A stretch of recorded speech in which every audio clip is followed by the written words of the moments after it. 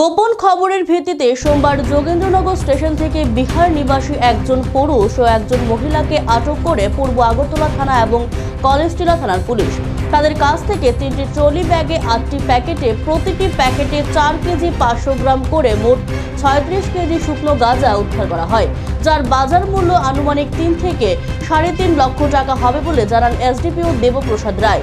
পাশাপাশি তাদের কাছ থেকে 2টি মোবাইল ফোন এবং নগদ 3000 টাকা উদ্ধার করা হয়। তাদের নাম রূপেশ কুমার এবং খুশবু দেবী।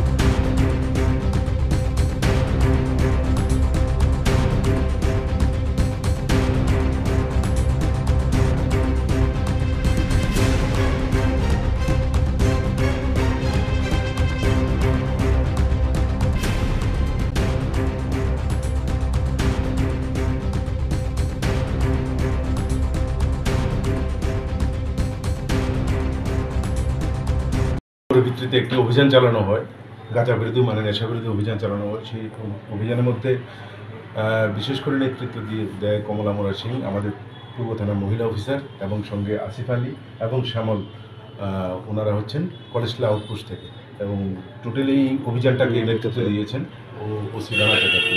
খবর ছিল যে 36 কেজি গাঁজা সহ 2জন ব্যক্তি যারা বিহারে বসবাসকারী, ওরা ত্রিপুরা থেকে গাঁজা নিয়ে যাবে এবং এটা আমাদের যোগেন্দ্রনগর রেল স্টেশন থেকেই সেটা বুঝবে। তো সেই অনুযায়ী প্লেন ক্লথে একটা টিম বসানো হয় এবং ঠিক 3টা, 3:30, 4টার দিকে ওরা তখন আসে যোগেন্দ্রনগর স্টেশনে। আসার পর তাদের কাছে কতগুলি লাগেজ পাওয়া যায়, যে লাগেজগুলি খুলে চেক করে ওদের কাছ থেকে 36 কিলোগ্রাম গাঁজা পাওয়া যায়, 8টা প্যাকেট সহ, এবং ক্যাশ 3000 টাকা, এবং মোবাইল ফোন আছে, 2টো মোবাইল ফোন। অ্যাকর্ডিংলি এনডিপিএস অ্যাক্টের উপর একটি কেস হয়।